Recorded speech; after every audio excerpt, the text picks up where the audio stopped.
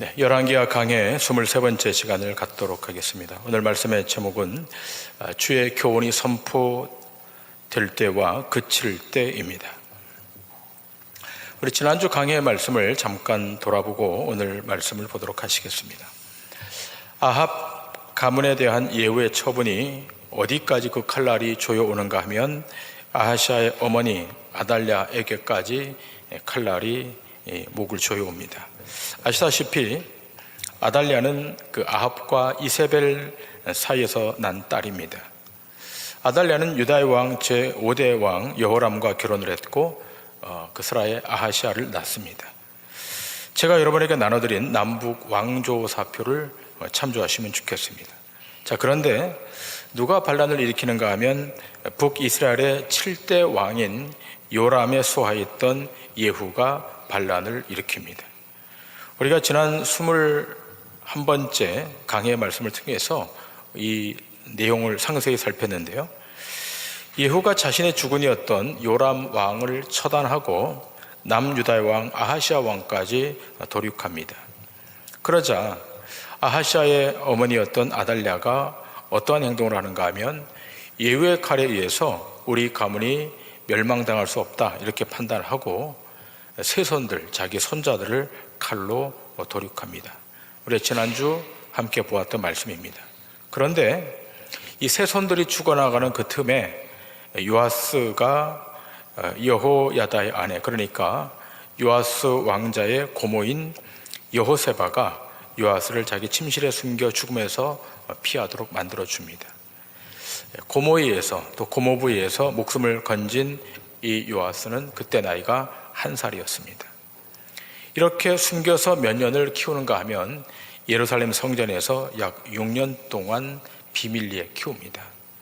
지난주 말씀에서 본 것처럼 이 성전과 왕궁은 지척에 있는데 아달랴가 눈치를 채지 못합니다. 고모부 여호야다의 손에 키워진 요아스는 어느덧 7살이 됩니다. 요아스는 어려서부터 여호야다의 말을 잘 들었습니다. 여호야다는 제사장이었기 때문에 제사장의 말은 하나님의 말씀에 관한 것이었고 하나님의 뜻과 계획에 관한 말씀이었을 것입니다. 마치 아버지와도 같았고 스승과도 같았을 것입니다. 그렇게 해서 요아스가 7살이 되자 여호야다가 자기 장모인 아달랴 여왕을 권좌에서 끌어내립니다. 우리가 지난주 보았던 말씀이긴 합니다만 열왕기하 11장 12절 이하의 말씀을 보시겠습니다. 여호야다가 왕자를 인도하여 내어 왕관을 씌우며 율법책을 주고 기름을 부어 왕으로 삼음에 무리가 박수하며 왕의 만세를 부르니라. 아달랴가 호위병과 백성의 소리를 듣고 여호와의 성전에 들어가 백성에게 이르러 봄에 왕이 규례대로 단위에 섰고 장관들과 나팔수가 왕의 곁에 모셔 섰으며 온 백성이 즐거워하여 나팔을 부는지라.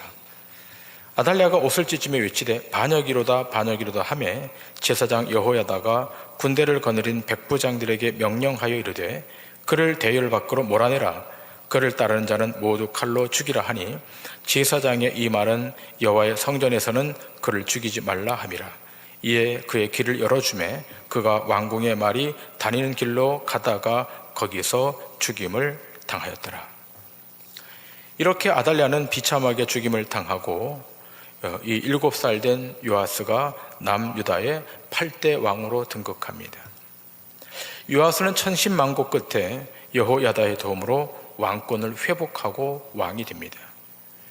자, 이렇게 왕으로 등극한 요아스, 그런데요 그의 후견인이었던 제사장 여호야다가 죽고 난 이후에 문제가 발생합니다. 그 스토리가 오늘 우리가 본문으로 삼고 있는 열왕기하 12장에 나타나 있습니다. 먼저 1절부터 3절의 말씀을 보시겠습니다. 예후의 제7년에 요아스가 왕이 되어 예루살렘에서 40년간 통치하니라. 그의 어머니의 이름은 시비아라 부엘세바 사람이더라. 요아스는 제사장 여호야다가 그를 교훈하는 모든 날 동안에는 여호와 보시기에 정직히 행하였으되 다만 산당들을 제거하지 아니하였으므로 백성이 여전히 산당에서 제사하며 분향하였더라. 자, 북이스라엘의 예후, 이 예후가 7년이 되던 해, 통치 7년 때에 남유다의 요아스가 왕이 되어서 무려 40년간 통치합니다. 그의 어머니는 부엘세바 사람 시비아입니다. 여러분, 부엘세바는 아브라함과 아비멜렉이 맹세한 우물이 있는 곳으로, 그 뜻은 맹세 우물이라는 뜻입니다. 야곱과 이삭도 다 관련이 있는 그런 장소 아니겠습니까?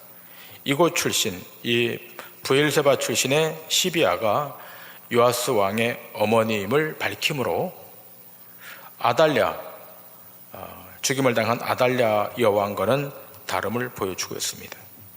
이처럼 왕의 그 등극 공식에 있어서 어머니 이름이 언급되는 이유는 어머니의 영향이 컸기 때문입니다. 여러분, 지금 주일학교 여름 성경학교를 지금 하고 있지 않습니까? 교회에서의 교회 교육보다 중요한 것은 가정에서의 어머니의 신앙 교육입니다. 아버지의 신앙 교육도 중요하지만 많은 경우에 엄마와 아이들이 접촉하는 시간이 많기 때문에 어머니가 어떤 신앙의 태도를 견지하는가, 어떤 말씀으로 훈육하는가는 참으로 중요합니다. 자, 계속해서 4절 이하를 보시겠습니다. 요아스가 제사장들에게 이르되 여호와의 성전에 거룩하게 하여 드리는 모든 은, 곧 사람이 통용하는 은이나 각 사람의 몸값으로 드리는 은이나 자원하여 여호와의 성전에 드리는 모든 은을 제사장들이 각각 아는 자에게서 받아들여 성전의 어느 곳이든지 파손된 것을 보거든 그것으로 수리하라 하였으나 요아스 왕 제23년에 이르도록 제사장들이 성전의 파손한 데를 수리하지 아니하였는지라. 자, 요아스 왕이 등극해서 가장 잘한 일 중에 하나가 오늘 이 본문에 기록되어 있는 성전, 회파된 성전을 수리하는 일이었습니다. 자, 그런데 이 왕이 성전을 수리하라 이렇게 명령했지만 제대로 시행이 되질 않습니다. 솔로몬이 성전을 지은 다음 연수를 계산해 보면 약 120년이 지났거든요. 120년이 지난 지금의 이 성전, 예루살렘 성전은 대단히 노후되어 있습니다. 그도 그럴 것이 그의 선대 왕들이 바알과 아세라를 섬겼기 때문에 이 성전을 돌볼 겨를이 없었습니다. 자, 그래서 퇴락한 곳을 수리하라고 요아스 왕이 명령했지만 왕으로 등극한 지 23년이 지나도 제대로 시행이 안 되는 겁니다. 여러분 아시다시피 이 성전은 요아스가 어릴 때 자기 할머니 칼을 피해서 6년 동안 숨어 지냈던 곳입니다. 그래서 다시 명령을 내리죠. 7절부터 16절까지입니다. 요아스 왕이 대제사장 여호야다와 제사장들을 불러 이르되 너희가 어찌하여 성전의 파손한 데를 수리하지 아니하였느냐. 이제부터는 너희가 아는 사람에게서 은을 받지 말고 그들이 성전의 파손한 데를 위하여 드리게 하라. 제사장들이 다시는 백성에게 은을 받지도 아니하고 성전 파손한 것을 수리하지도 아니하기로 동의하니라. 제사장 여호야다가 한 궤를 가져다가 그것의 뚜껑에 구멍을 뚫고 여호와의 전문 어귀 오른쪽 곧 제단 옆에 두매 여호와의 성전에 가져오는 모든 은을 다 문을 지키는 제사장들이 그 궤에 넣더라. 이에 그 궤 가운데 은이 많은 것을 보면 왕의 서기와 대제사장이 올라와서 여호와의 성전에 있는 대로 그 은을 계산하여 봉하고 그 달아본 은을 일하는 자 곧 여호와의 성전을 맡은 자의 손에 넘기면 그들은 또 여호와의 성전을 수리하는 목수와 건축하는 자들에게 주고 또 미장이와 석수에게 주고 또 여호와의 성전 파손한 데를 수리할 제목과 다듬은 돌을 사게 하며 그 성전을 수리할 모든 물건을 위하여 쓰게 하였으되 여호와의 성전에 드린 그 은으로 그 성전의 은 대접이나 불집게나 주발이나 나팔이나 아무 금그릇이나 은그릇도 만들지 아니하고 그 은을 일하는 자에게 주어 그것으로 여호와의 성전을 수리하게 하였으며 또 그 은을 받아 일꾼에게 주는 사람들과 회개하지 아니하였으니 이는 그들이 성실히 일을 하였습니다. 속건제의 은과 속죄제의 은은 여호와의 성전에 드리지 아니하고 제사장에게 돌렸더라. 자, 이렇게 성전 수리가 제대로 잘 맞춰집니다. 성전 수리에 들어갔던 이 재정, 이 돈들은 공평하게 일꾼들에게 또 책임을 진 자들에게 다 전달되게 됩니다. 자, 그런데 여러분, 이렇게 성전이 아름답게 수리되지 않았습니까? 성전이 참 예쁘게 잘 이렇게 리모델링 됐는데요. 자, 이렇게 성전이 잘 수리됐다면 하나님께서 복을 주셔야 할 터인데 그런데 갑자기 적이 쳐들어옵니다. 자, 그러자 요아스가 어떻게 합니까? 17절 이하의 말씀. 그때 아람 왕 하사엘이 올라와서 가드를 쳐서 점령하고 예루살렘을 향하여 올라오고자 하므로 유다의 왕 요아스가 그의 조상들 유다 왕 여호사밧과 여호람과 아하시아가 구별하여 드린 모든 성물과 자기가 구별하여 드린 성물과 여호와의 성전 곡간과 왕궁에 있는 금을 다 가져다가 아람 왕 하사엘에게 보냈더니 하사엘이 예루살렘에서 떠나갔더라. 요아스의 남은 사적과 그가 행한 모든 일은 유다 왕 역대지략에 기록되지 아니하였느냐. 요아스의 신복들이 일어나 반역하여 실라로 내려가는 길가의 밀로 궁에서 그를 죽였고, 그를 쳐서 죽인 신복은 시므아스의 아들 요사갈과 소멜의 아들 여호사밧이었더라. 그는 다윗성에 그의 조상들과 함께 장사되고 그의 아들 아마시아가 그를 대신하여 왕이 되니라. 자, 지금 예루살렘 성전이 아름답게 완공되자 말자 아람이 쳐내려와서 이 성전을 유린하죠. 그 성전 안에 있는 모든 기구들을 이 아람 군대들이 다 가져가 버립니다. 그러고 난 이후에 이 요아스 왕은 그의 신복들, 가장 측근에 있는 신복들, 오늘 본문에 그 이름이 기록되어 있죠. 요사갈과 여호사밧, 이 두 사람에 의해서 비참하게 살해당하게 됩니다. 여러분, 우리는 여기서 무엇을 확인하게 됩니까? 요아스가 정말 하나님을 사랑해서 성전을 수리한 것이 아니다 라는 것을 간접적으로 엿보게 됩니다. 그의 고모부였던 제사장이었던 여호야다가 살아있는 동안은 그의 교훈을 받았기 때문에 하나님의 성전을 복구하고 수리했지만, 그러나 여호야다가 죽은 이후에는 달라지는 거예요. 달라졌습니다. 우리는 지금 열왕기서 12장을 보고 있기 때문에 많은 배경들이 생략됐거든요. 왜 갑자기 이렇게 죽임을 당하게 되는가? 이 생략됐지만 역대서 기자는 달라요. 열왕기서 기자는 중간에 그 배경들을 쓰지 않았지만 역대서 기자는 대단히 세밀하게 그 내용을 밝히고 있습니다. 요아스가 왜 죽었는지, 왜 갑자기 자기 신복들에 의해서 죽임을 당하게 됐는지를 역대서 기자는 자세하게 기록하고 있는데요. 역대하 24장 12절 이하의 말씀을 보시겠습니다. 왕과 여호야다가 그 돈을 여호와의 전 감독자에게 주어 석수와 목수를 고용하여 여호와의 전을 보수하며 또 철공과 노쇠공을 고용하여 여호와의 전을 수리하게 하였더니 기술자들이 맡아서 수리하는 공사가 점점 진척되므로 하나님의 전을 이전 모양대로 견고하게 하니라. 공사를 마친 후에 그 남은 돈을 왕과 여호야다 앞으로 가져왔으므로 그것으로 여호와의 전에 쓸 그릇을 만들었으니 곧 섬겨 제사 드리는 그릇이며 또 숟가락과 금은 그릇들이라. 여호야다가 세상에 사는 모든 날에 여호와의 전에 항상 번제를 드렸더라. 자, 성전 수리가 끝나고 난 다음에 여호야다가 항상 번제를 드렸다라고 기술하고 있죠. 자, 그 다음 구절이 중요합니다. 그 다음 구절 15절부터 16절입니다. 여호야다가 나이가 많고 늙어서 죽으니 죽을 때에 130세라. 무리가 다윗성 여러 왕의 묘실 중에 장사하였으니 이는 그가 이스라엘과 하나님과 그의 성전에 대하여 선을 행하였음이더라. 자, 여호야다가 7살 된 어린 왕 요아스를 왕권을 복귀시켜서 왕으로 세우고 몇 세까지 사는가 하면 130세까지 살죠. 신실한 제사장이었습니다. 당시 왕들의 수명이 50세가 채 안 되었는데 이 여호야다 제사장은 130세까지 살았어요. 장수하도록 하나님께서 은총을 베푸셨습니다. 오늘 이 아침 여기 예배하러 오신 여러분, 하나님께서 여러분에게 은총을 베푸셔서 여호야다처럼 130세까지 사는 축복이 있기를 주님의 이름으로 축원합니다. 5명만 하면 하셨는데 그분만 130세, 나머지는 100세까지만 사세요. 예. 자, 이렇게 여호야다가 죽자 무리들이 여호야다를 왕의 묘실에 장사하죠. 그 이유는 하나님과 그의 성전에 대해서 선을 행했기 때문이라고 성경은 말하고 있습니다. 자, 그런데 우리가 여기서 눈여겨봐야 될 것은 역대서 기자가 요아스 왕이 하나님과 그의 성전을 위해 선을 행했다, 그런 말은 없어요. 여호야다는 하나님과 그의 성전을 향해 선을 행했다, 이렇게 기록을 하고 있지만 요아스 왕은 하나님과 성전을 향해서 선을 행했다, 이런 기록이 전무합니다. 무엇을 시사하고 있습니까?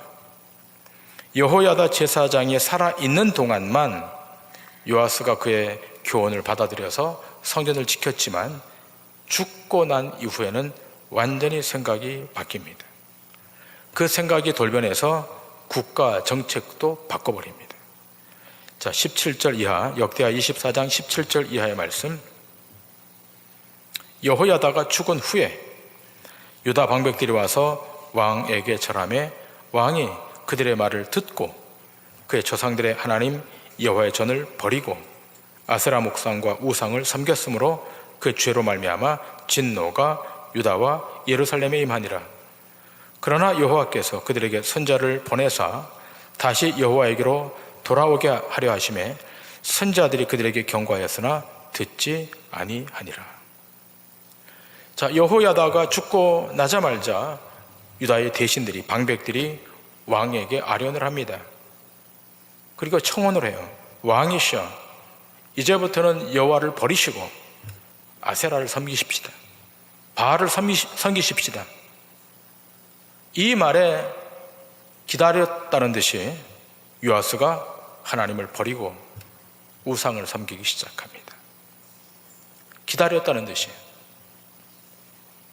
하나님을 섬기는 것보다 바알과 아세라를 섬기는 것이 훨씬 더 자기들에게 유익을 줄 것이라고 생각하고 그렇게 결정합니다.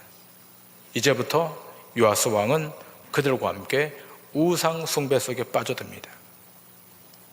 이 죄로 인해서 유다와 예루살렘에 하나님의 진노가 임하지 않습니까? 이런 진노가 진행되고 있음에도 불구하고 하나님께서는 선자를 보내셔서 그들에게 경고하시죠. 돌아오라고. 우상을 버리고 돌아오라고. 그런데 요아스와 대신들이 말을 듣지 않습니다. 자, 계속해서 20절 이하의 말씀을 보십니다. 이에 하나님의 영이 제사장 여호야다의 아들 스가랴를 감동시키시매 그가 백성 앞에 높이 서서 그들에게 이르되 하나님이 이같이 말씀하시기를 너희가 어찌하여 여호와의 명령을 거역하여 스스로 형통하지 못하게 하느냐 하셨나니 너희가 여호와를 버렸으므로 여호와께서도 너희를 버리셨느니라 하니 무리가 함께 꾀하고 왕의 명령을 따라 그를 여호와의 전뜰 안에서 돌로 쳐 죽였더라. 요아스 왕이 이와 같이 스가랴의 아버지 여호야다가 베푼 은혜를 기억하지 아니하고 그의 아들을 죽이니 그가 죽을 때에 이르되 여호와는 감찰하시고 신원하여 주옵소서 하니라. 자, 여호야다가 죽죠. 130세에 죽죠. 그의 아들 스가랴가 제사장직을 이임받게 됩니다. 자, 그런데 자기 아버지가 죽자마자 이 요아스가 우상을 섬기기 시작하는 거예요. 그러자 스가랴가 어떻게 합니까? 백성 앞에서 하나님의 신탁을 선포하죠. 너희가 어찌하여 여호와의 명령을 거역하여 스스로 형통치 못하게 하느냐? 너희가 여호와를 버렸으므로 하나님도 너희를 버릴 것이다. 이렇게 강력한 말씀이 선포되니까 그 말을 듣고 있던 무리들이 이 스가랴를 돌로 쳐 죽입니다. 그 자리에서 요아스는 즉사하게 됩니다. 여러분, 스가랴가 누구입니까? 여호야다의 아들입니다. 여호야다가 누구입니까? 요아스 왕이 죽기 직전에 건져서 7년 동안 키웠던, 그래서 왕으로 옹립시켰던 개국 공신입니다. 그런데요, 여호야다가 죽자 그의 아들 스가랴가 하나님의 신탁을 선포했다고 돌로 쳐 죽입니다. 은혜를 다 잊어버렸습니다. 스가랴가 죽을 때 뭐라고 말합니까? 여호와는 감찰하시고 신원하여 주옵소서. 저들의 소행을 알고 하나님 갚아달라고 신원하고 죽습니다. 자, 그 다음 하나님 어떻게 하시죠? 아람 군대를 보내시는 거예요. 그러니까 이 내용이 지금 열왕기서에는 다 삭제되어 있는 거예요. 역대기서에는 기록되어 있는 겁니다. 자, 그 다음 23절 이하의 말씀을 보십니다. 1주년 말에 아람 군대가 요아스를 치려고 올라와서 유다와 예루살렘에 이르러 백성 중에서 모든 방백들을 다 죽이고 노략한 물건을 다메섹 왕에게로 보내니라. 아람 군대가 적은 무리로 왔으나 여호와께서 심히 큰 군대를 그들의 손에 넘기셨으니 이는 유다 사람들이 그들의 조상들의 하나님 여호와를 버렸습니다. 이와 같이 아람 사람들이 요아스를 징벌하였더라. 요아스가 크게 부상하며 적군이 그를 버리고 간 후에 그의 신하들이 제사장 여호야다의 아들들의 피로 말미암아 반역하여 그를 그의 침상에서 쳐 죽인지라. 다윗성에 장사하였으나 왕들의 묘실에는 장사하지 아니하였더라. 반역한 자들은 암몬 여인 시므아스의 아들 사밧과 모압 여인 시므리스의 아들 여호사밧이더라. 요아스의 아들들의 사적과 요아스가 중대한 경책을 받은 것과 하나님의 전을 보수한 사적은 다 열왕기 주석에 기록되니라. 그의 아들 아마샤가 대신하여 왕이 되니라. 스가랴가 이렇게 비참하게 돌로 쳐 죽임을 당한 1년 후에 아람 군대가 쳐들어오죠. 이때 요아스는 심각한 부상을 입고 치료받다가 그의 신복들에 의해서 비참하게 죽임을 당합니다. 그 반역한 자들이 누구인가 하면 시므아스의 아들 사밧, 시므리스의 아들 여호사밧, 가장 측근에 있는 두 사람을 통해서 죽임을 당합니다.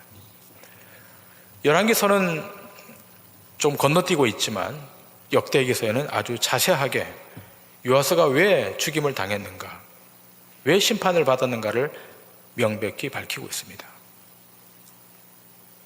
그의 신하들이 제사장 여호야다의 아들들의 피로 말미암아 반역하여 그를 침상에서 죽였다. 핏값을 하나님 찾으셨다는 겁니다. 요아스가 이런 죽임을 당하고 다윗성에 묻히긴 했지만 왕의 묘실에 묻히지 못했습니다. 여러분, 구약의 이스라엘의 역사는 하나님의 교훈, 여호와의 교훈을 버리고 하나님의 말씀을 전달했던 자들을 죽인 비극의 역사입니다. 하나님의 말씀이 선포되는데요, 그 선포되는 말씀을 이스라엘 백성이 받질 않아요. 그리고 그 말씀을 선포했던 선자들을 다 죽입니다. 그 역사가 이스라엘의 역사입니다. 예수님도 이것을 반추하면서 이렇게 말씀하고 계시죠. 마태복음 23장 29절 이하에 이렇게 말씀하시죠. 화 있을진저 외식하는 서기관들과 바리새인들이여, 너희는 선자들의 무덤을 만들고 의인들의 비석을 꾸미며 이르되 만일 우리가 조상 때 있었더라면 우리는 그들이 선지자의 피를 흘리는데 참여하지 아니하였으리라 하니 그러면 너희가 선자를 죽인 자의 자손임을 스스로 증명함이로다. 너희가 너희 조상의 분량을 채우라. 뱀들아, 독사의 새끼들아, 너희가 어떻게 지옥의 판결을 피하겠느냐. 그러므로 내가 너희에게 선지자들과 지혜 있는 자들과 서기관들을 보내매 너희가 그 중에서 더러는 죽이거나 십자가에 못 박고 그 중에서 더러는 너희 회당에서 채찍질하고 이 동네에서 저 동네로 따라다니며 박해하리라. 그러므로 의인 아벨의 피로부터 성전과 제단 사이에서 너희가 죽인 바갈의 아들 사가랴의 피까지 땅 위에서 흘린 의로운 피가 다 너희에게 돌아가리라. 내가 진실로 너희에게 이르노니 이것이 다 이 세대에 돌아가리라. 자, 우리 주님도 이 역사를 알고 계셨던 거예요. 이스라엘의 역사라고 하는 것은 뭔가 하면 하나님의 말씀이 선포되면 이 말씀을 거절해요. 그리고 그 선포했던 그 선자를 죽여요. 예수님이 뭐라고 말씀합니까? 그렇게 선지자들을 죽였던 그 대수가 몇 대인가 하면 아벨에서부터 사가랴 때까지 이 긴 역사를 통해서 이스라엘 백성들은 끊임없이 하나님의 교훈에서 부정하고 거절하고 차단했다는 거예요. 왜 그런 겁니까? 하나님의 말씀을 들으면 살 텐데, 하나님의 말씀을 들으면 그 가문이 보존되고 그 세대와 그 민족이 살 텐데 왜 무시하는 거예요? 왜 거절하는 거예요? 왜 그러는 겁니까? 인간은 날 때부터 주인으로 나기 때문에 그래요. 여기에 대해서 예레미야 선지자가 정확히 지적하고 있지 않습니까? 예레미야 22장 21절에 예레미야 선지자가 이스라엘 백성을 보며 이렇게 말해요. 네가 평안할 때 내가 내게 말하였으나 내 말이 나는 듣지 아니하리라 하였나니 내가 어려서부터 내 목소리를 청종하지 아니함이 내 습관이라. 이들은 날 때부터 죄인으로 나서 하나님의 말씀이 선포되면 어릴 때부터 순종하지 않는 거예요. 아주 습관이 됐다는 거예요. 여러분, 인간의 본성은 처음부터 하나님의 교훈, 진리의 말씀, 여기에 대해서 거부하고 시작합니다. 여러분과 제가 그랬던 자들입니다. 근데 감사하게도 지금은 주님의 말씀을 잘 듣고 있지만 돌아보면 수도 없이 주의 말씀을 거절했던 자들이 우리들입니다. 우리도 과거에 하나님의 말씀을 듣지 않았던 자들이에요. 하나님의 말씀이 선포되면 밀어냈던 자들이에요. 특별히 여러분, 주님의 종말이 다가오면 다가올수록 그러한 경향은 더 강해질 것입니다. 하나님의 교훈이 들리지 않을 거예요. 말씀이 선포되어도 그 말씀을 듣지 않을 거예요. 그러나 그럼에도 불구하고 오늘 예배하는 여러분과 저는 그 하나님의 말씀을 들어야 될 줄 믿습니다. 그 말씀을 생명처럼 붙들어야 될 줄 믿습니다. 우리 이럴 때 디모데서의 말씀을 우린 기억해야 될 것입니다. 디모데후서 4장 1절부터 8절입니다. 하나님 앞과 살아있는 자와 죽은 자를 심판하실 그리스도 예수 앞에서 그가 나타나실 것과 그의 나라를 두고 엄히 명하노니 너는 말씀을 전파하라. 때를 얻든지 못 얻든지 항상 힘쓰라. 범사의 오래 참음과 가르침으로 경책하며 경계하며 권하라. 때가 이르리니 사람이 바른 교훈을 받지 아니하며 귀가 가려워서 자기의 사욕을 따를 스승을 많이 두고 또 그 귀를 진리에서 돌이켜 허탄한 이야기를 따르리라. 그러나 너는 모든 일에 신중하여 고난을 받으며 전도자 일을 하며 내 직무를 다하라. 전제와 같이 내가 벌써 부어지고 나의 떠날 시각이 가까웠도다. 나는 선한 싸움을 싸우고 나의 달려갈 길을 마치고 믿음을 지켰으니 이제 후로는 나를 위하여 의의 멸류관이 예비되었으므로 주 곧 의로우신 재판장이 그날에 내게 주실 것이며 내게만 아니라 주의 나타나심을 사모하는 모든 자에게도니라. 여호야다의 바른 교훈이 있는 동안은 요아스가 그런 대로 하나님 앞에서 살아갔습니다. 그런데 여호야다가 죽어버리자 바로 본성이 발현되게 됩니다. 여러분, 하나님의 말씀이 들려질 때, 그 말씀이 들려질 때 우리의 귀를 열어야 됩니다. 하나님의 말씀은 우리의 영혼을 살리는 생명의 말씀인 것입니다. 세상의 소문은 귀를 닫으셔야 돼요. 세상 사람들은 기본적으로 허탄한 신화를 쫓아가요. TV를 틀어보세요. 여러분 자주 보신 유튜브를 틀어보세요. 다 허탄한 신화들입니다. 여러분의 영혼에 도움이 되질 않습니다.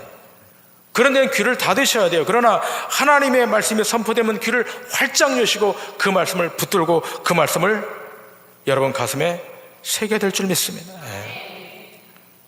좀 부담이 되더라도, 그러나 그 말씀을 붙들고 믿음으로 순종하여 나아가면 거기에 승리가 있는 것입니다.